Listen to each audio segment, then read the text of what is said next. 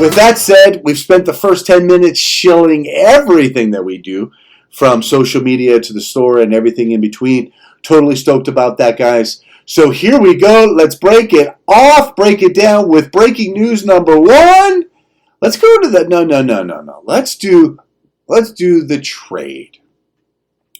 Let's do the trade first. We'll come back to all the other breaking news.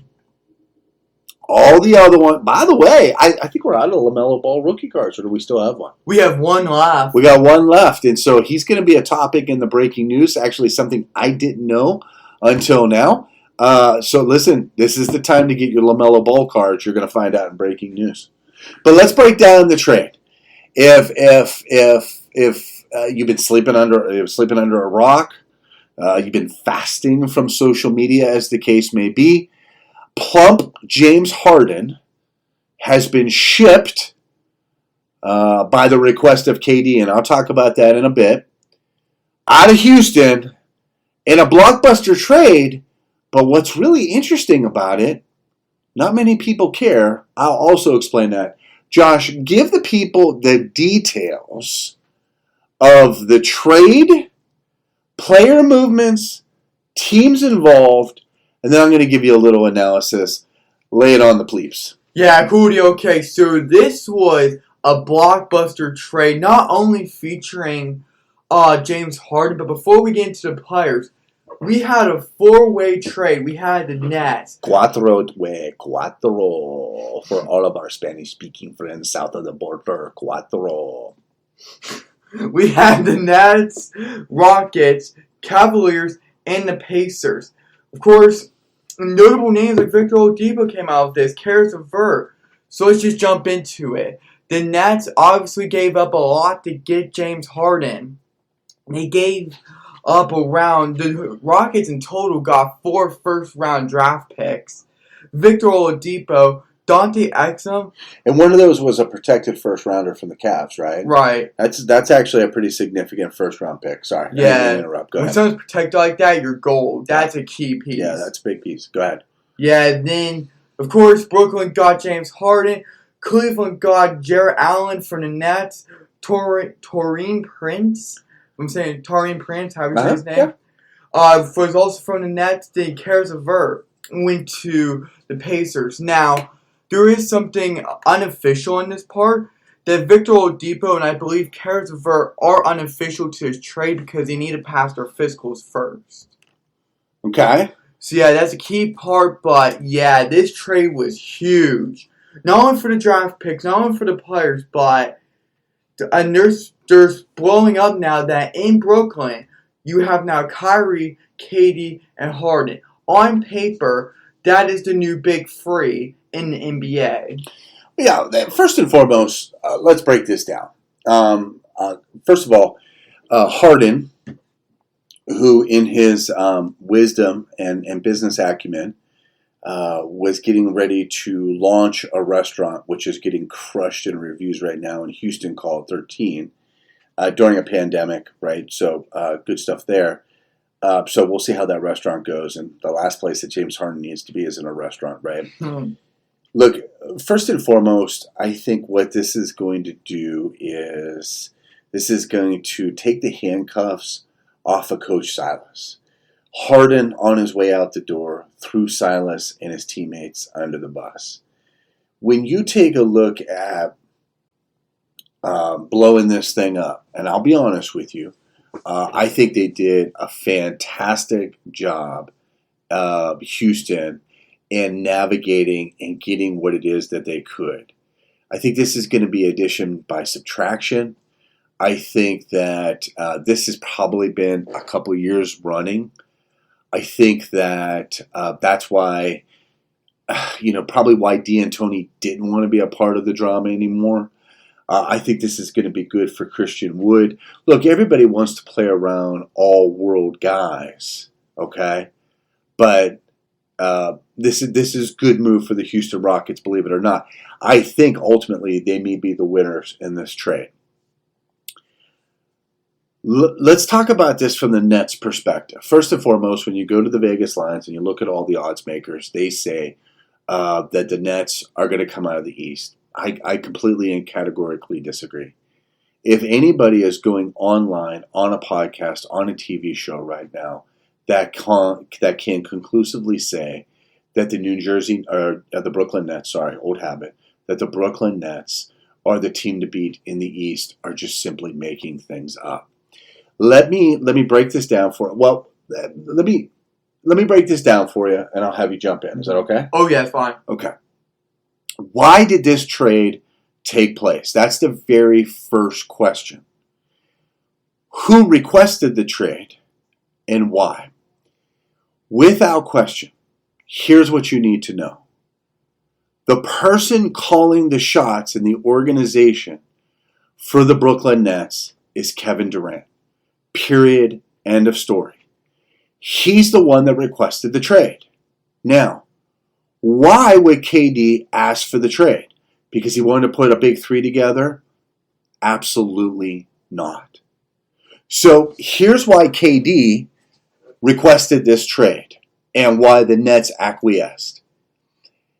Because he has absolutely, positively lost faith and confidence in Kyrie Irving.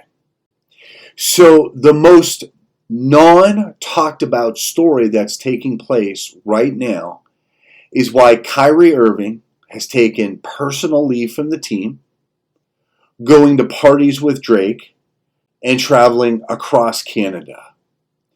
Kyrie Irving, to his credit, signed a supermax what would tantamount to be a supermax contract. He's making $40 million a year. He simply doesn't want to play the game of basketball.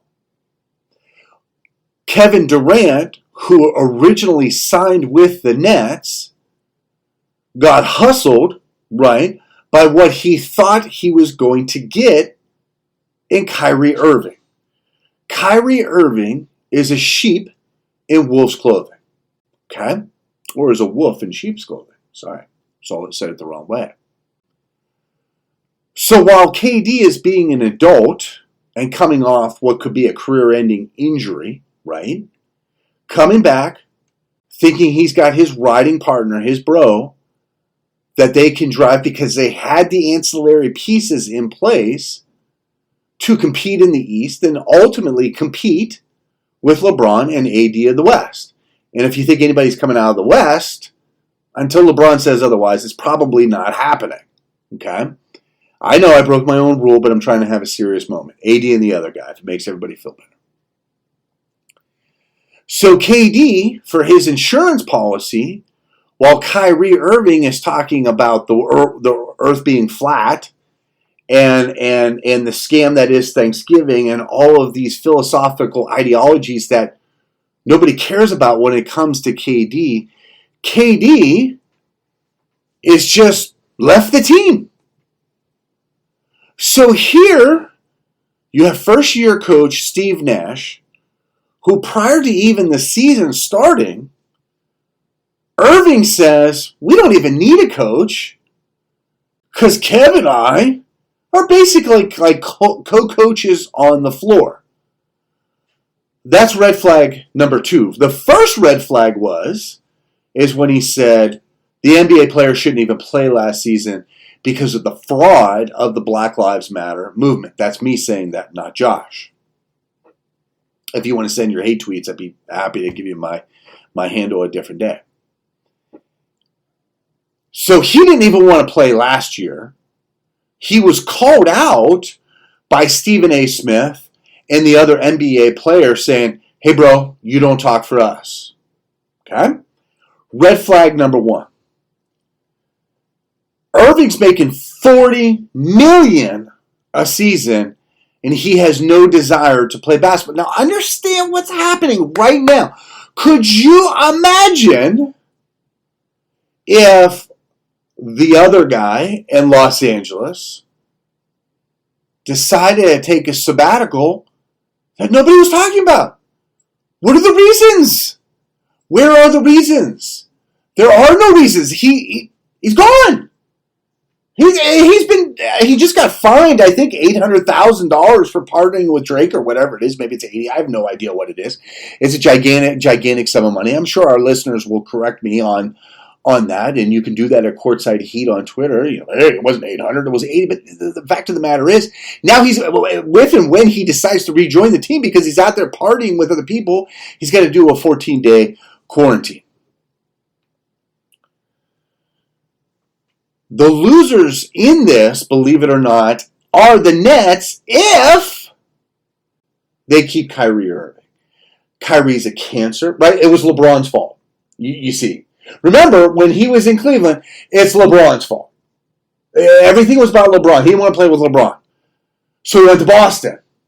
Right? You got Tatum. You got all these guys in Boston. Boston is on the cuspus of really great things. Brad Stevens, players coach. Everybody loves Brad Stevens. Everybody loves Tatum. Everybody loves Margaret. Nope. It's all their fault. It wasn't Kyrie Irving's fault. So they get rid of him. Goes to the Nets. Gets his boy. Right? Kevin Durant. Durant now sees, well, okay, it wasn't LeBron's fault. It wasn't the Celtics' fault. Oh, boy. Now, when Kyrie Irving's played this year, he's played quite well. When he's played, he doesn't have an injury. He's got a screw loose. There's something else there.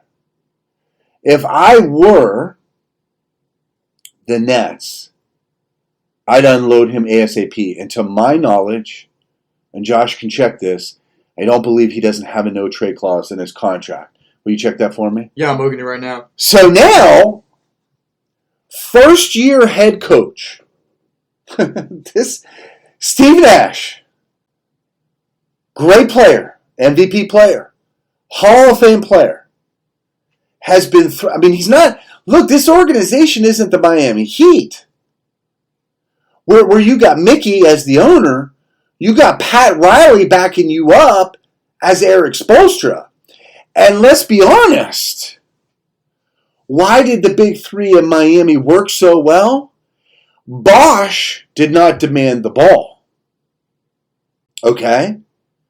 D. Wade and LeBron, look, LeBron's one of the most selfless superstars of all time. But you got Mickey running that thing as the owner, but you got Pat Riley as the president and chief czar in Miami. Spoelstra was good. He could run that team as he saw fit. Who's the alpha?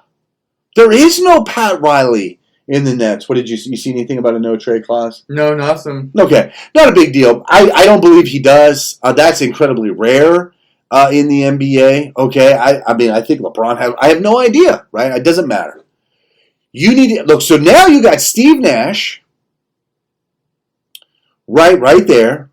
Now I understand he's got veterans assistants, but you got Steve Nash, and he's thinking to himself, if this thing goes wrong, I'm the only person getting the blame, right? Because that's kind of the position the league is in. Make no mistake, Kevin Durant was the one that pulled the trigger on this trade. He didn't do it because he wanted his big three. He did it as an insurance policy because of the wackiness, the bonkiness that is Kyrie Irving. And what he got was a fat James Harden, who I suspect will work his way into shape at some point. We could talk about all those other ancillary pieces and what it does for Indianapolis and what it does for Houston. But the truth of the matter is, that's why this trade happened. That's the only reason this trade happened. It's most likely the only team that would have made this trade. That's a fact.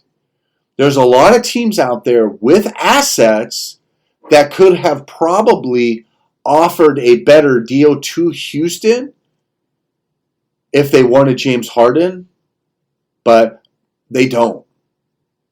KD does. Probably a lot of back channel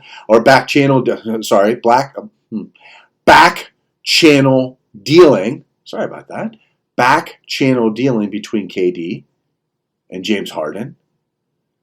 And James saying, I'm going to get myself into shape. I'm going to be, 2015, 2016, 2017 beard. Don't worry about it. I got you, bro. I didn't want to be on this team, blah, blah, blah. What else is KD supposed to do? Really? Here's the problem. And then I'm going to let you jump in. I'm sorry. KD pulls the trigger. This entire organization is completely wiped out now.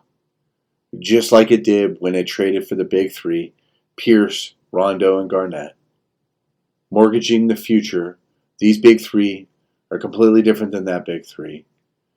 But what makes an NBA team so special is one or two stars, and then all the necessary players, the rim protectors, the rebounders, the defenders, the spot-up shooters, all of that kind of stuff. Big deal, right? Los Angeles has shown that you can win a title. Now, I understand that the other guy and AD are pretty special, especially the other guy, right? But if you look at the pieces around them, that Marc Gasol is a big deal, right? Kyle Kuzma is a big deal. All of those sort of players that you need to win a title have gone by the wayside. And the last time I checked, the Nets don't have Giannis. And Giannis will have a lot to say what happens in the East. And so will the 76ers. I'm going to touch on them in a second. Your thoughts? Sorry. Oh, it's got, yeah, I totally agree with you. Kyrie Irving, to me, it was, and Stephen A. Smith just nailed this on the head. If he does not want to play anymore, make him just let himself retire. The problem is, he does not want to play. My fear is, if he comes back, because he's eligible to come back this Saturday, if he comes back, let's say that this team actually finds someone within a month, I don't want to have Kyrie on Brooklyn's team in the coming years because he's just going to be pulling all this stuff out. And you could say it was because of this, because of that. You should have never left when your team needed you the most. Look, it's ridiculous that somebody making $40 million a year, that is on paper a cornerstone to a franchise, takes a personal leave for no reason. I'm floored that's not a bigger story than what it is. That tells you a lot about where the NBA is in the sports lexicon world, I suppose. But could you imagine back in the 90s if, Jordan took a couple weeks off? And I'm not comparing the two. And I understand Rodman took a couple days during the Bulls dynasty to go party out in Vegas till Jordan came and got him. I get that, but we're talking about two completely different things. Could you imagine if Bird or Joe Dumars, right, or Dirk Nowitzki, right, or back in the Phoenix Suns days, like if Amari just said, "Hey, I'm good. I'll see you. I need some time away." It's a huge deal. I'm with you. They need to trade him. They need to trade him now. What does all this mean from a team perspective? Look, KD is so good that he can still get 32 points a night taking 16 shots. He'll get to the line. He'll get his. But the only way these other two score are ball dominant. That's just a fact. Harden is ball dominant. Kyrie is ball dominant. Again, it begs the question. I mean, why not re-sign D'Angelo Russell? You can have KD, Harden, and Russell. I don't know. Maybe there's something more to that guy. The Nets didn't want him. Golden State didn't want him. And I don't really know what he's doing at the Timberwolves. It really doesn't matter. But look, I like it because you and I have something to talk about, this train wreck and this social experiment, for the next few months of what's going to be happening. But can I tell you who the happiest guy in this whole thing? Who do you think the happiest guy in this whole trade thing is? To me, it would be Karis LeVert. No, it's Ben Simmons. He's not a part of this. How could he be the happiest guy? Happiest guy in the NBA, and here's why. He knows that's his team now. That Simmons and Embiid, that's their team. He doesn't have to worry about that Harden thing hanging over his head like it has for the last 4 or 5 months. They brought in Daryl Morey. They did all this, and that thing was out there for a while, right? I mean, Morey and Harden were as tight could be. I don't know if Doc kiboshed it. I don't know if it was the owners, the guys that own Fanatics. They own, the 76ers. But Ben Simmons right now is the happiest guy in the NBA because he knows that this is his team, his and Joel Embiid's team. and he doesn't have to worry about, is Harden coming? Am I going? Where am I going? What is this going to look like? I think Doc Rivers is the right coach for Ben Simmons. I think he's the happiest guy in the NBA. I think he's relieved. He's not going to be a part of this soap opera. He doesn't have to worry about it anymore. I think it's a big deal for Ben Simmons. Yeah, because as we're talking about that, the 76ers, as reports coming out, were this close to trading Ben Simmons as one of the assets. This close. The only thing that's copped them was the Nets. But he was that close getting traded, and that was the scary part. But here's the thing. I think that would have ruined the 76ers for years to come. And this isn't me picking on the beard. I don't know where the beard's head is at. I don't know why the beard got ballooned so big. I have no idea. Maybe it's his way to try to force himself out of Houston. I don't know. Just like you were talking about Barkley. What were you talking about with Barkley? It's like the same situation with Barkley. He didn't want to go. He didn't want to get drafted to Philly, so he was trying to put all of his money by going to restaurants, eating out, getting as fast as he can so the team wouldn't get him. Ironically, it didn't work. He stuck. Right, and it was probably amazing, right, that he went to the 76ers. That's where the legend of Sir Charles, really started. So, look, there's going to be a lot to come. We can dissect this. We wanted to give you a different approach and an angle to the trade of, this is who made the trade, this is why the trade happened, and it has nothing to do with the big three. If anybody tells you otherwise, they simply don't really have a pulse of what's happening in the Nets, in the NBA, and the dynamics of the psyches of that team. So, anything else you want to pile on with this trade? Or? Yeah, you know what I was just about to ask? Yeah. I think the reason why Kyrie Irving's not a big name right now in the headlines, because they know he's nothing. Can I actually point out something that's interesting? The Cavs, he was as great when he had Kevin Love and LeBron James around him. Why did he not stick with Boston? He knew he couldn't be there. Everybody else was going to outmatch him. He was not going to be the dominant part, the dominant voice in that locker room. That's why he went over to Brooklyn. Because he's like, that's why he made the comments about Steve Nash. He doesn't want a dominant voice. He knew he needs somebody to carry him, then talks trash about him, just to get his way to leave. That's what he did with Cleveland. That's what he would do with Boston. Yeah, there's obviously a lot more to the story. I mean, we could spend the next hour talking about the eclectic and crazy mind of Kyrie Irving. Look, this soap opera that is Kyrie Irving and the Brooklyn Nets is going to unfold. But if I'm the Brooklyn Nets, I'm on the phone with anyone and everyone. I don't care if it's the Knicks. I don't care if it's the Lakers don't have any assets. But the truth of the matter is, I don't know who wants them, quite honestly. He's become toxic. He's become toxic with GMs and with owners within the NBA. So, look, you're right. He wants to be the alpha. The problem is he doesn't know how to be the alpha. And I'm not sure that once he becomes the alpha prior to KD in Brooklyn, that he can actually be the alpha, because he's had that opportunity. I mean, I don't think there was a better opportunity for him to have success than what he could have had in Boston. I mean, you look at that team, and they would have kept him with Kemba and Tatum and Smart and all these guys that are there. Jaylen Brown. I mean, man, Boston could have been dominant for years. I see what Ainge was trying to put together. Now you see what you can see, right? So, look, I mean, it's like I said, it's going to be an amazing little soap opera. It'll be something to watch. It'll probably be something that we talk about pretty consistently here on CourtSideHeat.com, the podcast, and really cool stuff. Let's jump.